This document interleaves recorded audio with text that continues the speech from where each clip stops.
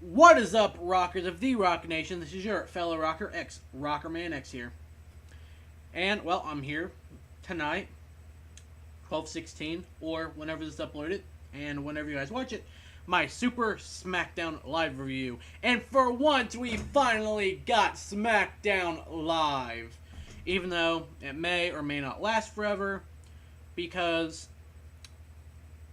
from a WWE.com article, I didn't read it, but from what I saw, SmackDown is moving to Thursday nights. So hopefully they bring back SmackDown Live to Thursday nights. And if not, WWE's fucking retarded. Because SmackDown being live is really gives people a reason to watch SmackDown other than it being taped on Friday nights. So there you go. That's really all I gotta say on that. But yeah, my review for 12/16/14 WWE Super Smackdown Live.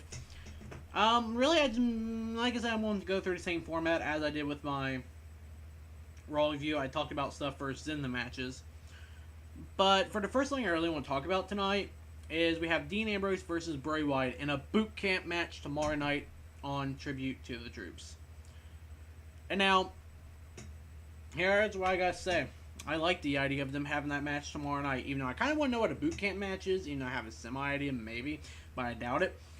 But I will say this, though. The Dean versus Bray feud is by far the best feud the WWE has right now. It's new, it's fresh, and it's different because we got two psychotic son bitches going off against each other. But from what I heard, too, that this feud is probably going to help set Bray Wyatt up because it's not set in stone yet, but I also heard that Bray is possibly supposed to face Undertaker at WrestleMania 31. Well, away from the review tonight, a serious question. Since Undertaker's streak is ended, do you really think Undertaker should fight at WrestleMania? Don't get me wrong. I love whenever I see Undertaker fight at WrestleMania, but his streak's over ever since last year by Brock fucking Lesnar.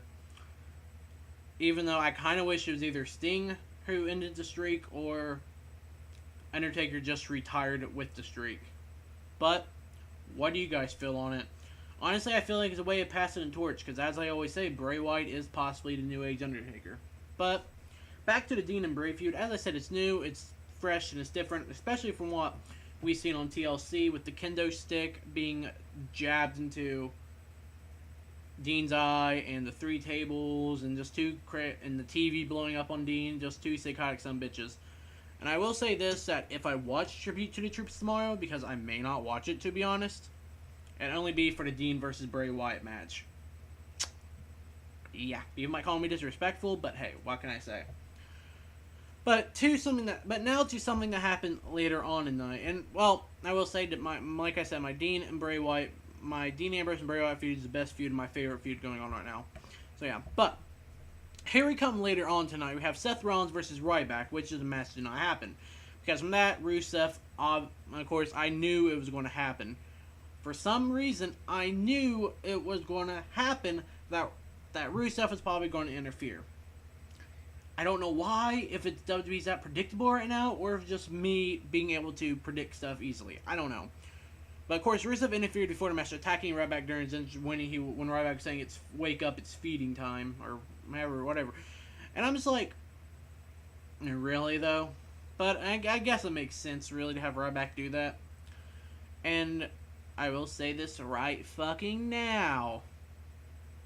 Even though I don't really like Ryback that much, when it comes to Rusev versus Ryback, and with the potential for the US Championship being on the line, I have to go Ryback. And hopefully, for the love of God, he beats Rusev. And if not, I'm going to flip my lid. But after that attack, of course, we have Rollins going on bitching about saying all this shit. But one thing during this that really caught my attention, and I will talk about more of what he said earlier on night, stuff like that, during the match that he was in that night. But if I didn't mention Seth Rollins versus Ryback did not happen, I feel like I missed saying Seth Rollins' name. Anyway, we have Rollins saying he defeated Cena by himself. Bull fucking shit. We saw last night, he tried to get J&J Security to help him, and then of course he with Brock Lesnar and all that bullshit. So there you go. But here's the thing. Now we know that Ziggler comes out and within the midst of all this, here comes Ziggler coming out and he challenged Rollins to a fight. Thank God for that, I will say, too, because Ziggler comes out, he tells Rollins how it is, and saying, and really, he said Rollins is scared to face him, because Rollins made a bunch of excuses to try and not face Ziggler, and to be honest, I agree with Ziggler that Rollins is fucking scared. I'm not a Rollins fan. I might like him a little bit, but I'm not a full-out fan. He just, I don't know. I mean, I like his moves and stuff like that he does, but other than that, I don't like him as a fan. As a person, he might be cool in real life, but as a wrestler and his gimmick, not really. Especially with the whole J&J security bullshit. But, and then for that leads to Ziggler versus Rollins. And also in the midst of this too, we now officially know that Rollins was in cahoots with Heyman and Brock. So, does this lead to an unholy alliance between the two? Especially since I feel like Seth Rollins is really scared, since he constantly goes on and on about the Authority. Now, don't get me wrong here. I love the Authority. But Seth Rollins being in it, nah. Because now he's taking it way too out of hand. He's saying WWE wouldn't be out of hand if the Authority was here. Yeah, I see where he's coming from. But I'll get more on this later tonight, so bear with me here. Well, actually, no, I'll say it now. Seth Rollins needs to shut the fuck up about the Authority being gone. Okay, bear with me here. Even though, as I said, I love the Authority. And do shit for him. Get rid of J&J security. And do shit the right way. Now, I understand he is a heel. But it's just bullshit if you ask me, Seth Rollins. But anyway, on with the matches. Because I'll talk more about him later, probably. Or I will. But the first match tonight, we have Roman Reigns versus Fandango. With his, second dancing gimmick. Went from ballroom dancing now to salsa. And I did that little salt. Don't ask. I'm just like, what the fuck right now? And I will say, this, even though I give it a low rating, is one of my favorite matches of the night. Maybe because of Roman Reigns, even though I'm not that big a fan of Reigns either. But it's just seeing him back feels good, because for the past about three months we haven't seen him, so it seems fresh to have him back. But I also will say too, within those 3 months he did show a little bit of ring rust. Then again, the match couldn't set up like that, but still. And for the what the fuck I was going like that. But the opening match, it was a good idea to have Reigns in it, since he is trying to come back and bring himself up to some relevancy from where he left off from where he got injured. Especially since it is to hype him up. Because as I said, a Royal Rumble winner and Roman Reigns. But at least I can also say too, it wasn't a complete squash match. And Fandango did get some offense in there. But overall, Roman Reigns picked up the win over Fandango. And I give this match a 1.5 out of 5 stars. Now, the next match tonight, we have the Usos and Erick Rowan versus The Miz and We Want Mizdow, Damian Mizdow, and Luke Harper. Now, it's just weird how I am with this match, because I like Luke Harper, and I will give my opinion too. I didn't know who to go with the match either, because I like Erick Rowan, I like Luke Harper, not really the Usos, so, I'm a Wyatt family guy, as you can tell, Wyatt family guy. But overall, this match was actually one of the higher rating matches tonight too. The second highest rated match, just because it did actually, shockingly, kept my attention, even with the Usos in it. But I kind of laughed too, the fact that Mizdow was mimicking Harper, kind of funny. And one thing I find bullshit though is too, everybody chants we want Mizdow, but I understand it's the gimmick and Miz is set up for Mizdow not to do much, but Mizdow almost never gets in the ring, gets into the match. But for months now, going over and looking at Mizdow, I will say that the things that goes on between him and Miz makes up for that. The comedic aspect between them. And even though, I already said this, but I forgot to add though, even though it was a 6-man tag match, and we've been seeing plenty of 6-man tag matches lately, whatever you want to say. I will say this one, as I said, this one was entertaining, so yeah, shockingly. And I really want to say the highlight of the match was actually seeing Rowan doing the splash on top, from doing the. I don't want to say the Uso splash, since it wasn't really the Uso splash, but it was entertaining seeing Rowan going top rope and doing the splash on Miz. That was actually kind of funny. But this match, the Usos, of course, and Erick Rowan picked up the win over Miz and Mizdow and Harper, and this match was actually a 3 to me personally. You guys might say some other. I can't talk. You guys might say different, but yeah. Now here we have the next match, Naomi versus Nikki Bella for the Divas Championship. This match, I hate saying, was another typical Divas match, but this was also a filler match too, even if it was for the Divas Championship. And the reason why I say that is because, for what it was alright. It was more so though this match was set up to make tension between Naomi and, of course, her husband, Jimmy Uso, as well as adding in the rivalry of the Usos versus Miz and Mizdow, and more importantly, the personal rivalry between Jimmy Uso and the Miz. And somehow too, I also knew Miz and Jimmy would somehow end up interfering, or not really interfering, but somehow make a presence during the match. And overall, though, this match wasn't nothing special. I mean, yeah, Naomi was trying to come back, and she almost did until, of course, the roll-up pins that save everyone. What is it with roll-up pins? It seems like they like to end that seems WWE like to end the match more with the roll-up pins. But Nikki Bella picked up the win over Naomi. She's still Divas Champion. And I will say, though, I'm not feeling Nikki as Divas Champion, even though I guess it makes sense. But I don't know. But overall, and don't get me wrong, I like Nikki and Brie as the Bella Twins back when they was the Bella Twins in the actual Divas tag team. But hey, what you gonna do about it? But overall, as I said, this match, I give it a 1. I hate giving some low ratings, but it's just how I feel about it. And I'm not really complaining about the product. It's just my personal feelings on it, and I still watch it. So, you know, just because I like it, and you know. So I'm not complaining about the product. It's just the matches seem sometimes, what am I thinking of? They don't seem entertaining as they should. I have to go ahead and putting it. And then the next match tonight, we have Adam Rose versus Kane. A rematch that we saw on Monday Night Raw. And I want to know, honestly, what are they trying to set up Kane and or Rose for? Or even what they're trying to set the bunny up for? Are they setting up for a bunny reveal of who's actually the bunny underneath the thing? Are they trying to set up a Kane and Adam Rose feud? Or are they trying to set up a Bunny and Kane feud? I don't know. I mean, I'm not trying to sound like a dick here, but as I constantly say, they're underusing Kane horribly. They're underusing Adam Rose horribly. I mean, Adam Rose could be up there competing for some good old-fashioned titles. Adam Rose could even be the Intercontinental Champion someday if WWE would use him right. But no. I guess they have people for comedic aspect only, and I find that kind of stupid. But Adam Rose, as I constantly say, is one of my favorite guys, the newer guys on the main roster, I should say.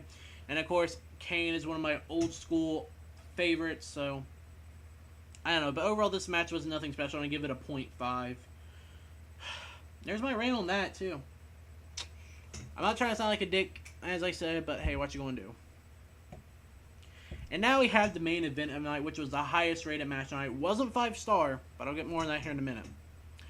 Dolph Ziggler. Wait, if I didn't mention the last match, Kane did picked up the win, and I give the match a 0.5. I hate going back and re-saying that, but I feel like I forget to say it. But yeah. But anyway, as I said, Dolph Ziggler versus Seth Rollins, the main event, highest rated match of the night, but it was not 5-star. And something I really want to talk about during this match is Ziggler, to me, is the future of WWE. At least a future World Heavyweight Champion if WWE use him right and not Rollins. Because this is something that I actually thought of too. Rollins always needs help to win or try to win. He had like I said, I love the authority, but he had the Authority on his side when they have still around. They will be back, and I agree with him that they will be back sooner or later. But again, he just needs to shut up about it and go on and fight for himself. But yeah, he had help from the Authority. He had help from J&J Security. He has help now from J&J Security. Get rid of them. That's all I gotta say. I like Noble Mercury as fighters, but now it's just like, ugh. Yeah, as wrestlers back when they wrestled, but now it's just no. Or even help from Paul Heyman and Brock fucking Lesnar. Why Ziggler is out there doing Ziggler is out there doing it with nobody but himself. He's here to show the world whether he's stealing the show or whether he's just setting the bar for what the future should be like. Wow, I can't believe I said that. That's actually one of the few times I'm probably actually being biased. But it's just, can we please get Ziggler a main World Heavyweight title shot and get rid of fucking Rollins being Mr. Moneyback? Because God knows he's probably not going to cash in anytime soon, unless it's against fucking Roman Reigns after Royal Rumble, which is just fucking stupid why he's even held the fucking Money in the Bank briefcase this long. Whew. But, yeah, you can obviously tell I'm a Dolph Ziggler man on this side. So, enough on the rant, though. Probably made me look stupid, but oh well. This match was back and forth all the way through it, and it did have plenty of exciting moments. From, just to name a couple examples, from Ziggler doing a face buster from top rope to Rollins, or when he sends Rollins over top rope on top of Noble and Mercury. And the best part of this match, I have to say, is even though the athletic superstars were in the ring, I have to say, for once, we see J&J Security ejected from ringside because they finally got caught, which in the end led to the zigzag, and Ziggler getting the 1, 2, 3 on Rollins, picking up the win. This match is a 4 out of 5 star rating. Enough said. Yeah, I'm a Ziggler man on this match, only because he's here to show the world. And Rollins, he might be the self-proclaimed undisputed future of the business, but I say it's more so Ziggler, to be honest, if WWE uses him right. Because Ziggler, I know he was main title World Heavyweight Champion at one point, but, and I like him being Intercontinental Champion, but I also like Harper being Intercontinental Champion too, but these young guys, these up-and-comers, just all of a sudden coming in and getting title pictures or title shots, ridiculous. Even though Roman Reigns, yes, I can maybe understand. Seth Rollins being Money in the Bank, he had that for I don't know how many months now. I know that contradicts who I said with the Ascension giving them a tag team title shot when they get called up, as it looks like they're getting called up soon. But that I agree with, that Ascension should. But yeah, this match, Dolph Ziggler versus Seth Rollins. Dolph Ziggler picked up the win over Seth Rollins, thank God. And like I said, this match is a 4 out of 5 star rating. And that about does it for my Super Smackdown Live review for the week, guys. And as I said, maybe tomorrow there'll be a Tribute to the Troops review. Just honestly depends how I feel, and if there is, it might just be me talking about the boot camp match between Bray Wyatt and Dean Ambrose, because I like that feud going on. But like I said, if there is a full review, or if there's even that little bit of a review about Dean Ambrose and Bray Wyatt, maybe it's just me. Maybe it's just, like I said, it just depends on how I feel. If I even want to do a review tomorrow, to be honest, because like I said, I never really watched Tribute to the Troops unless they had it on Raw and not a separate show. And maybe Sunday there will be a Jingle All the Way 2 review. I doubt it, but it depends. Being honest, guys, here. I'm honest. If I'm honest with you guys, maybe you guys will be honest to me. But, and as always, as well, my match ratings in the description, as well as my Twitter, my Facebook. Follow my Facebook. like my Facebook page, follow my Twitter if you feel like it, subscribe to my channel if you guys are newcomers and you guys feel like you want more content from me, as well as maybe like and comment on any of my videos, including this one. And until next time, rockers, excuse me for the hiccup, but live free and rock.